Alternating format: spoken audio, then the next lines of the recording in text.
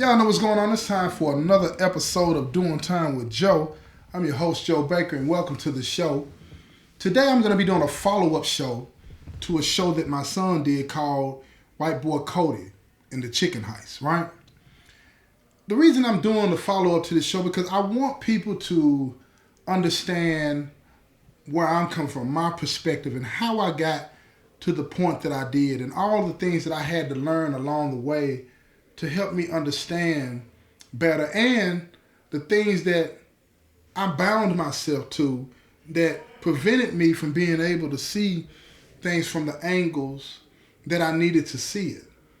And it was instrumental to my growth for what happened and what my son talked about in the show, White Boy Cody, for me to grow to become the person that I am. I know a lot of times people be asking me, how did I get to this point that I am with my life and the way that I see things and all this and that. And that show was instrumental. The things that happened in that show were instrumental in how I got there. But let's address this thing piece by piece, because my son got to talking about, when we were at Northeast and we participated in the incentive program. And the incentive program, like he said, it was one of those programs where if you stayed out of trouble, didn't get write-ups and all this and that, you were allowed to order chicken and cheesecake and all that kind of stuff, right?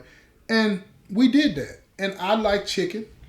And I used to trade off a lot because I was doing a lot of things, a lot of illegal things. He already told y'all what it was, running his mouth. But it is what it is, you know what I'm saying? But I did all those things that my son said.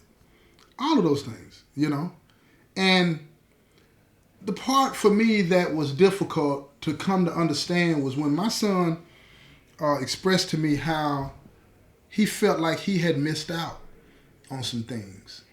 And I didn't really fully understand what he meant until he explained to me how my absence made him bitter towards me. Here he is, he's hearing all of these things about me and who I'm supposed to be and the person that everybody sees me as, right? He's hearing all of these things and how people talking about me. But the part of me that my son couldn't see, that nobody else could see, was that part of me that felt alone, all alone. I had this burden, this weight on me that I tried to masquerade by being a person that wanted to create good karma, like my son said.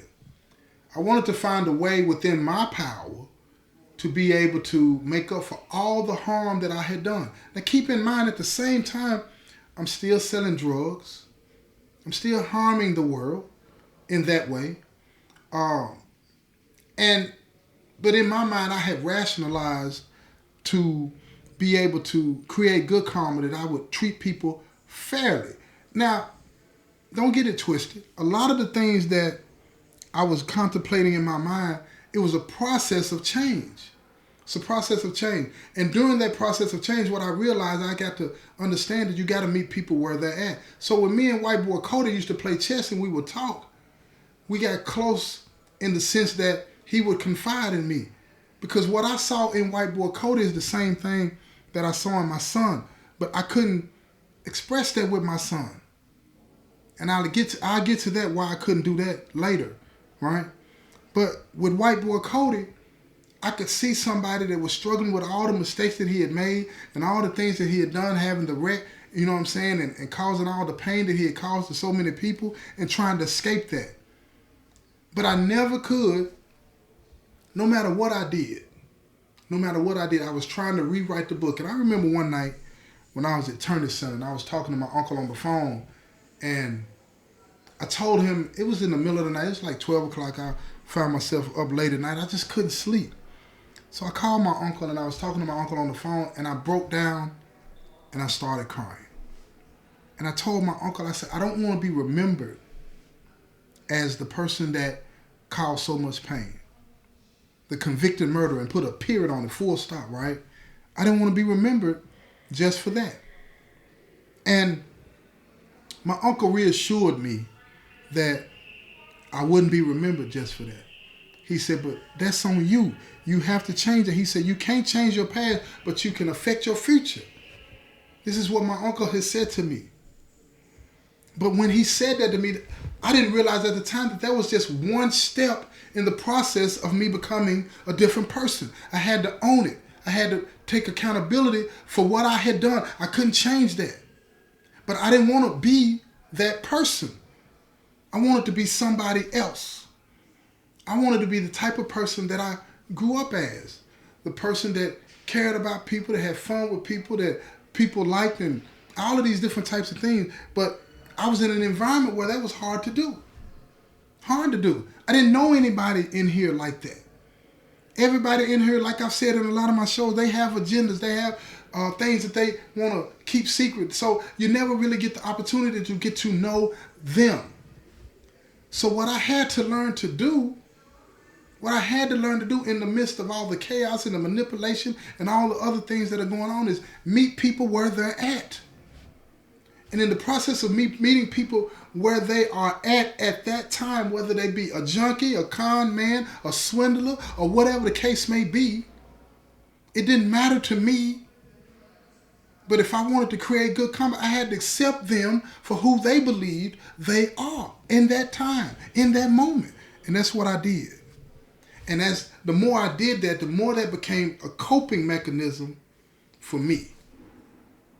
A coping mechanism for me. Because what that did, that allowed for my reputation to grow, to be seen as somebody. Joe T is somebody you can trust. Joe T is somebody that you can talk to. Joe T is all of these things. Check all the good things off the box, right? And that's what I wanted. But at the same time, and this was a hard lesson for me to learn.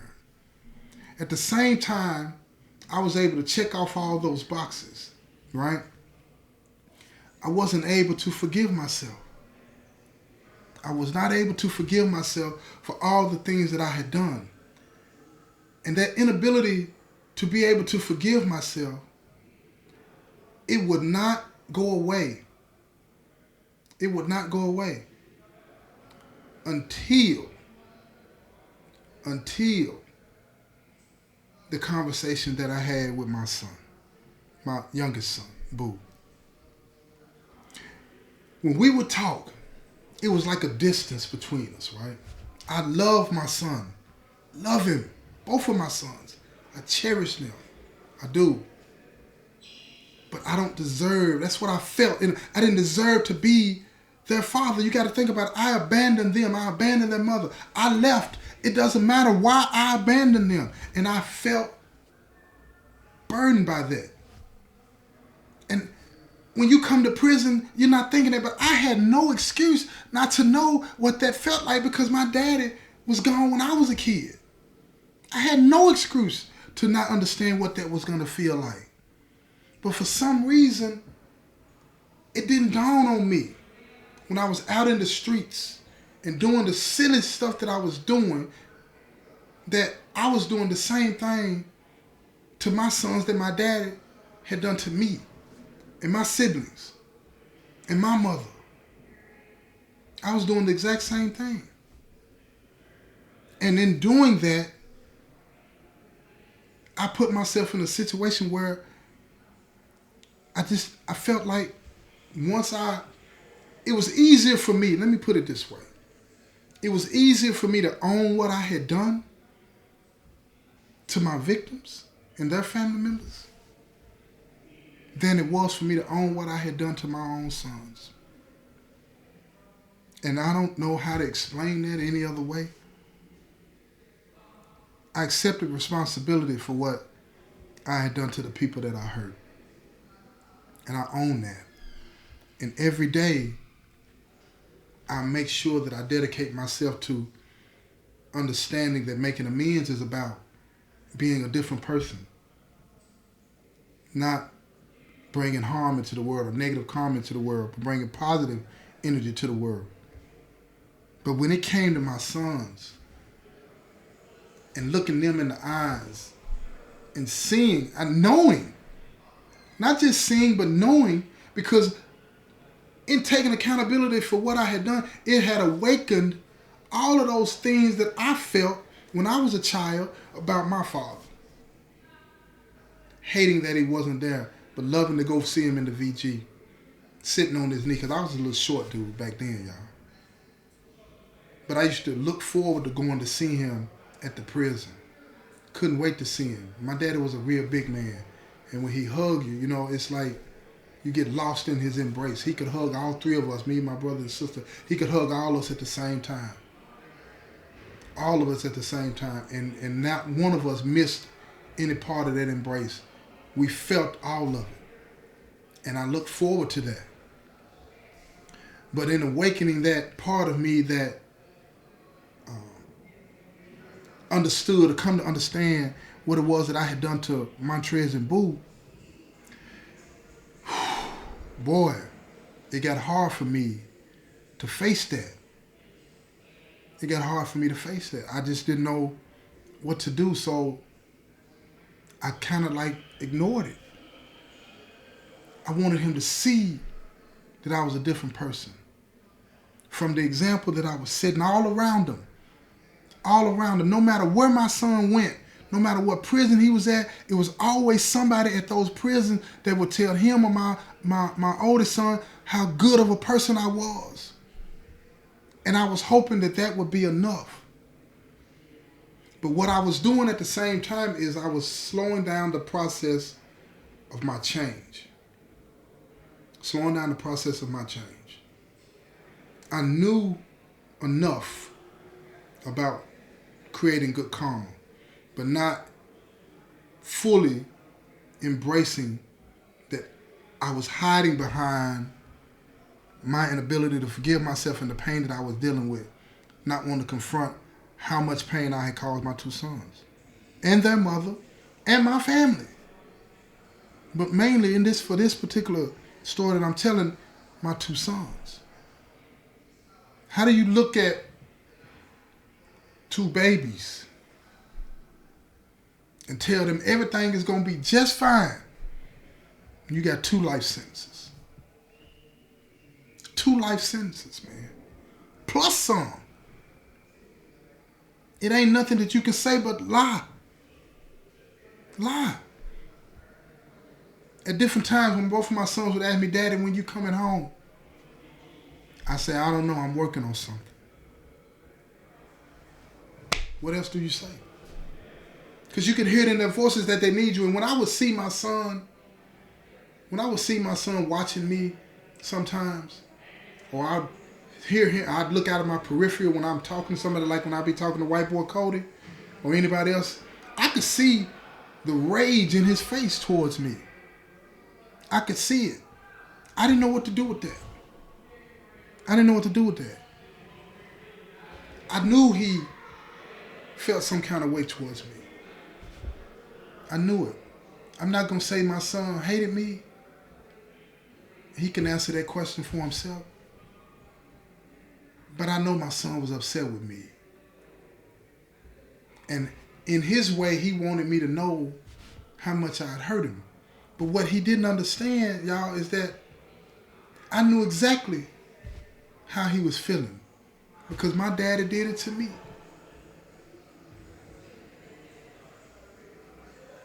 I couldn't face that. I didn't want to. I didn't want to deal with that.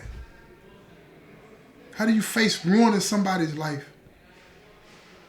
How do you face making decisions that would affect your own kids later on down the line that led both of them to prison, both of them becoming my sellers at different times?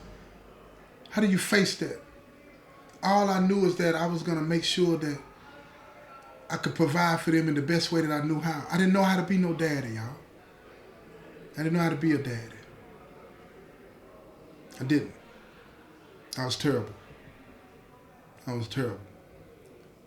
And I remember when me and Boo had that conversation.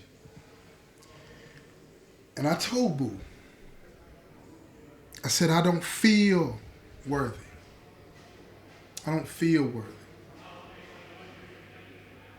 And I'll never forget what he told me. I'll never forget what he told me. He told me, he said, I need you to be my daddy. I need you. And in that statement, I was free. I was free. See, the whole time, I had learned to meet people where they were at. And in that statement, Boo allowed me to meet him where I was at. Through all the rage and the anger and the frustration that he was feeling, we both at different times were doing exactly what we needed to be doing for the other, so that we both could get what we needed and get us to the point that we needed to get to at the right time. I knew that me mistreating somebody else wasn't going to help him. It was almost like he wanted me to fail. It was almost like he wanted some kind of confirmation that I wasn't straight.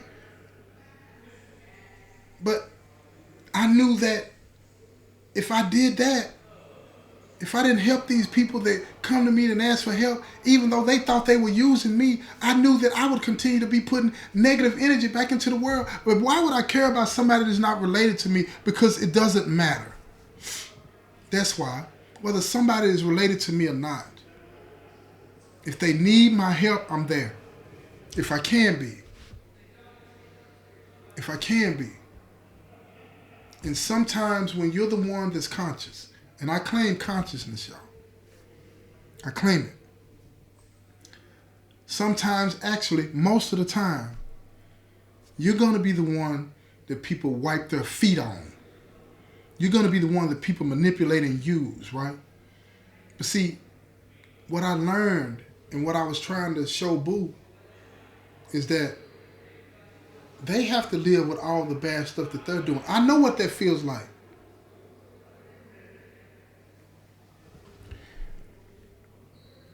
I know exactly what that feels like. To lie to people that you care about, to use and manipulate people that you care about, to hide who you really are from people that you care about. I know exactly what that feels like. And it was easier for me in a lot of regards to care about people or show my real face to people that were not related to me. They had nothing to base not liking me on. I hadn't influenced their lives like I had influenced Boo's and Montreal's life. I hadn't abandoned them. I hadn't abandoned white boy Cody. I didn't know white boy Cody until it came to the penitentiary. So I had no past with him. But see, I had a past with my sons. And it was a past that was disappointing for them, harmful to them. And I was trying to run from it as fast as I could, but you can't run from yourself. You can't run from yourself. And in the same way that I learned to meet people where they're at, that's exactly what Boo eventually had to do with me. And in doing that, he came to understand that a lot of times that, you know, when we find ourselves in situations where we are feeling kind of angry and upset and offended by something, is that it's how we're receiving it. We're not taking into consideration what the other person has been through. Why do you hide? Why would I hide who I really am for people? Because I was ashamed. Because I was ashamed of myself. I had caused pain to the world. I didn't bring anything good into the world when I committed my crime. I didn't do any of that. And I felt like I always had to tell everybody I was sorry. I didn't want people to not know that I was sorry for that. And when Boo told me to, Daddy, you got to quit doing that, I understood what he meant when he said it the first time. And it's weird because that's when the son became the teacher. The son became the teacher. I needed somebody to free me. I needed somebody that I knew that loved me to tell me that it's okay. It's okay. And he did that. And he did that. And now, in him being there for me, the way he was, I'm there for him now. I can be daddy. But look here, I want to thank y'all for spending this time with me. I want to thank y'all for that. I always remember that the servant is not bigger than the master. Remember that. Remember that. And like Boo said at the end of the thing, he kept saying, you know, one day I ain't going to be right. I ain't going to always be right. That's funny. When it come to being him, I am. This has been another episode of Doing Time with Joe. I'm your host, Joe Baker, and I say peace, y'all. I'm getting